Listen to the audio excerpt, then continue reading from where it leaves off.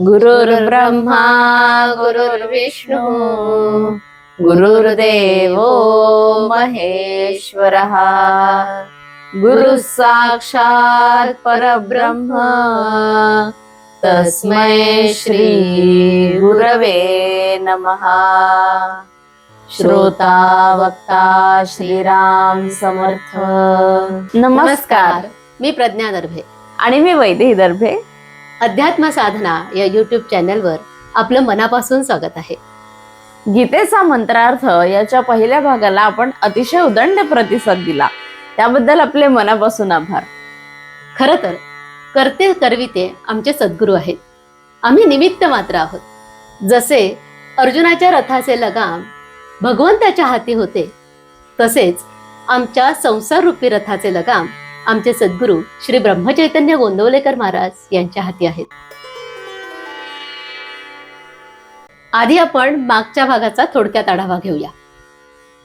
या आधीच्या भागात आपण भगवद्गीता हा माला मंत्र का आणि कसा आहे हे जाणून घेतलं। मग आई, दासबोध, ज्ञानेश्वरी, रामचरितमानस हे सुद्धा माला मंत्रच आहेत का? हा, हे सुद्धा माला मंत्रामध्येच मोडतात, कारण माला मंत्राची व्याख्या आपण मागच्या वेळी बघितली ना। तुला अमरकोश माहितीये ना? हो, अमरकोश म्हणजे पर्यायी शब्दांचा संग्रह ग्रंथ। हा, मग त्यात शब्द या शब्दासाठी काय शब्द आहेत?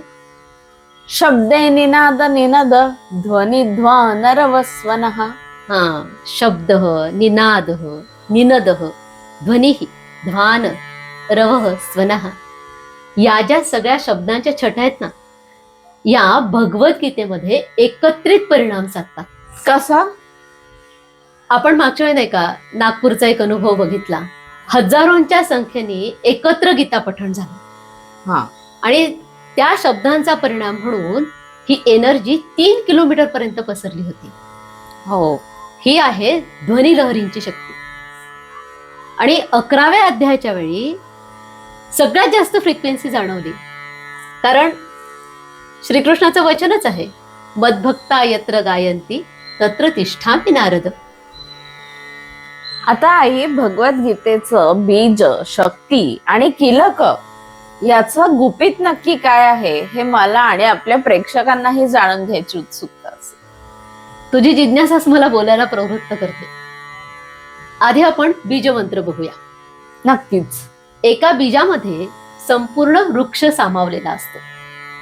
तसंच अशोचा नन्व शोचस्त्वं प्रज्ञा वादांश्च भाषसे, ह्या बीज मंत्रामध्ये संपूर्ण गीतेचा गाभा सामावलेला आहे।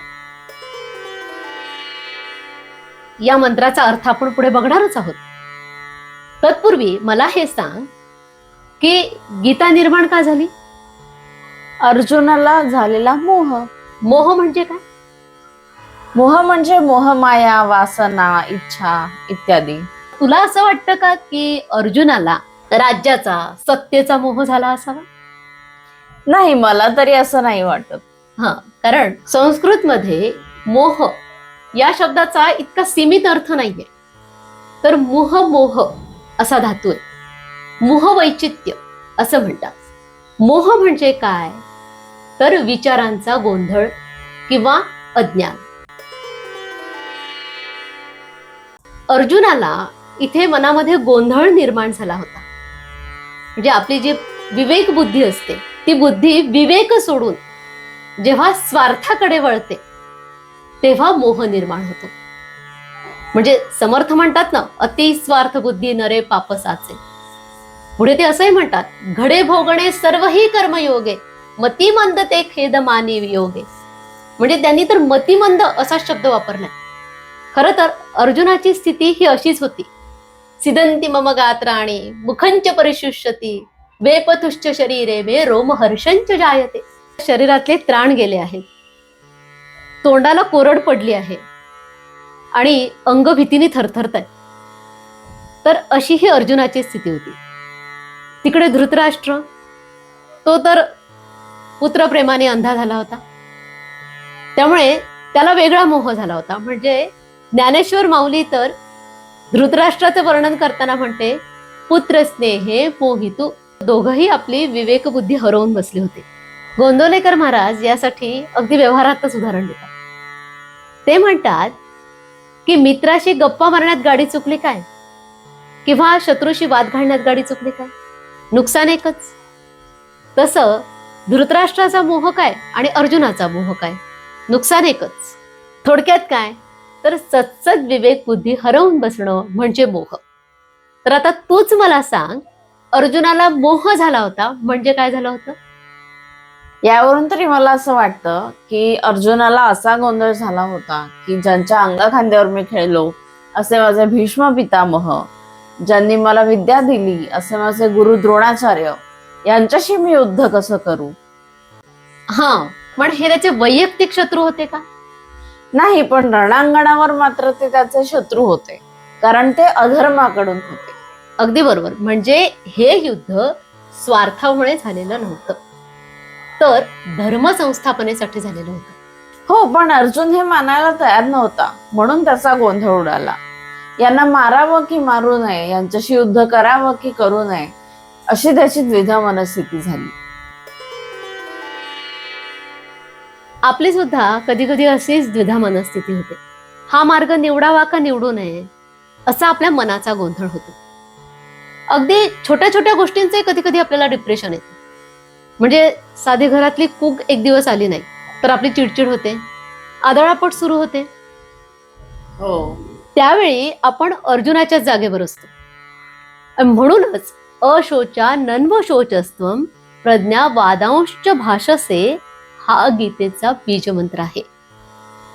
काय म्हणतोय श्रीकृष्ण अर्जुनाला की अरे, ज्याचा शोक करू नये त्याचा तू शोक करतोयस, आणि वरून अजून हे युद्ध करणं म्हणजे अधर्म आहे, पाप आहे, अशा ज्ञानाच्या गोष्टी सांगतोयस. खर तर भगवंतानी अर्जुनाच्या आडून आपलीच कानउघाडणी केली. मला हे जरा अधिक विस्ताराने समजावून सांगशील का? हो, तुला एक गोष्टच सांगते. मामा भाच्याची एकदा काय झालं की भाच्याचा धंदा बुडाला आणि त्याच्यावर खूप कर्ज झालं. त्यामुळे तो खूप निराश झाला. ही गोष्ट जेव्हा त्याच्या मामाला कळली तेव्हा त्याच्या मामानी त्याला एक मोठं उपदेशपर पत्र पाठवलं. 2-3 वर्ष गेले. एक दिवस मामाच्याच घराला आग लागली. तेव्हा मामा इतका सैरभैर झाला की त्याच्या मनात आत्महत्येचे विचार येऊ लागले. ही गोष्ट जेव्हा भाच्याला कळली तेव्हा भाच्याने काय केलं की ते मामाचं जे आलेलं पत्र होतं ना त्याला, तेच त्या मामाला परत पाठवलं. तात्पर्य काय की आपलं ज्ञान हे असं स्वार्थाचं असतं. जेव्हा दुसऱ्यांवर वेळ येते तेव्हा त्यांना आपण ज्ञानाच्या गोष्टी सांगतो, आणि तीच वेळ जेव्हा आपल्यावर येते तेव्हा मात्र आपण गलित गात्र होतो. हेच गीतेचं बीज आहे, तात्पर्याने आपल्या सगळ्या समस्यांचं बीज आहे. त्यावेळेपर्यंत अर्जुनाला तरी गीता सांगितल्या गेली नव्हती, त्यामुळे त्याची अशी स्थिती होती. हो, पण निदान हे कळायला तरी आपल्याला गीता वाचली पाहिजे. हो, अगदी बरोबर आहे. कारण गीतेचं बीज जर मनात पेरलं गेलं तर त्याची शक्ती आपल्याला मिळते. काय आहे ही गीतेची शक्ती? सर्व धर्मान परित्यज्य मामेकम शरणं व्रज, ही गीतेची शक्ती आहे. श्रीकृष्ण अर्जुनाला म्हणतायत की तू सगळं सोडून दे, तुझा काय धर्म आहे, काय कर्तव्य आहे, ते सगळं सोडून दे आणि मला शरण ये. इथे मला एक शंका आहे. भगवान श्रीकृष्ण अर्जुनाला असं म्हणतात की युद्ध करणं हे तुझं कर्तव्य आहे, हा तुझा धर्म आहे, पण एकदा असंही म्हणतात की सर्व धर्मान परित्यज्य मामेकम शरणं व्रज. हे कसं काय? तुझी शंका अगदी बरोबर आहे, आणि हा प्रश्न तुला पडेल याची मला खात्रीच होती. पण याचं उत्तर आपण पुढच्या भागात बघूया. आज इथेच थांबूया. सज्जन हो, अध्यात्म साधना या आपल्या चॅनलने नुकताच 1000 सबस्क्रायबरचा टप्पा पूर्ण केला आहे. आता हे चॅनल प्रज्ञा दर्भे या एका व्यक्तीचं राहिलेलं नाहीये, तर ते आपल्या सर्वांचं झालेलं आहे. तेव्हा आजचा विषय आवडला असेल तर व्हिडिओ लाईक करा, शेअर करा. आपलं प्रेम हीच आमची इन्व्हेस्टमेंट आहे, त्यामुळे हे चॅनल नक्की सबस्क्राईब करा. आणि आपली गुंतवणूक अशीच दिवसेंदिवस वाढत राहो, हीच सद्गुरूंच्या चरणी प्रार्थना. जय जय जय रघुवीर समर्थ.